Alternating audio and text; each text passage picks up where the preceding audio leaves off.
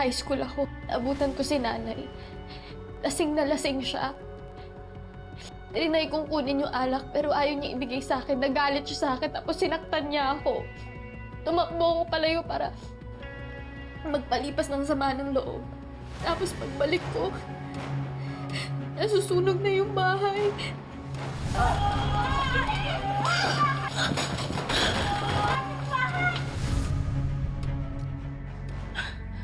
Ba't di mo yan sinabi sa amin? Dahil nahiya ako sa sarili ko. Narinig ko yung boses ni nanay. Tinatawag niya yung pangalan ko. Tulungan ko daw siya. Sinubukan ko naman siyang tulungan eh. Pero malakas na kasi yung apoy. Wala akong kwentang anak. Hinayaan kong mamatay yung nanay ko. Hindi. Wala kang kasalanan. Aksidente lang yon, ha? Walang may gusto nun. Walang may gusto nun.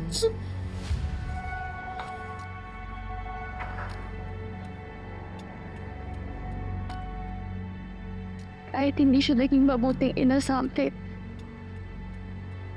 nanay ko pa rin siya. At nung nawala siya, akala ko hindi na ulit ako magkakaroon ng pamilya.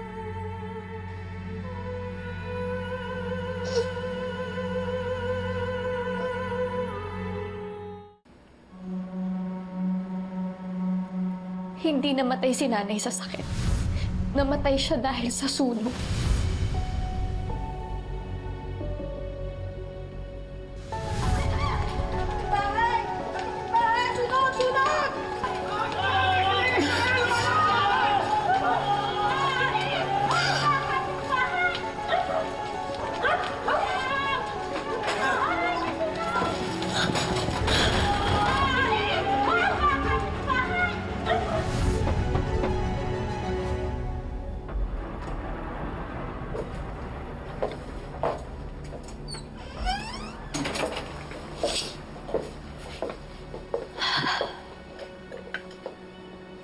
How are you feeling? Masaya.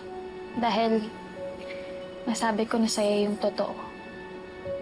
Pero malungkot din ate dahil masama yung iniisip ng kaibigan mo sa akin.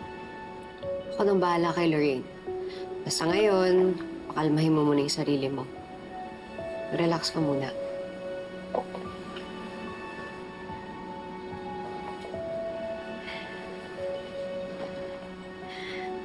Ate, sorry ha. Kung nagsinungaling ako sa'yo. Yun lang din kasi yung alam kong gawin para ma-erase yung mga masasakit na nangyari. Naintindihan ko. Hindi ka ba galit? Your sister is a liar. Well, narinig ko siyang sinasabi kina Luigi at Mikay na inatake sa puso. Halatang nagsisinungaling. Hindi namatay si nanay sa sakit. Namatay siya sa sunog. Basta from now on, ayokong magsinungaling ka sa akin. Magiging transparent ka na sa lahat. Oo, ate. May tinatago ka pa ba? Wala na, ate. Sinabi ko na sa'yo lahat. Sigurado ka? Dito ka na muna. Pupuntahan ko lang sa Lorraine. Ate, salamat ha sa pagtanggap mo sa akin. Promise, hindi ko sisirain yung tiwala mo sa akin.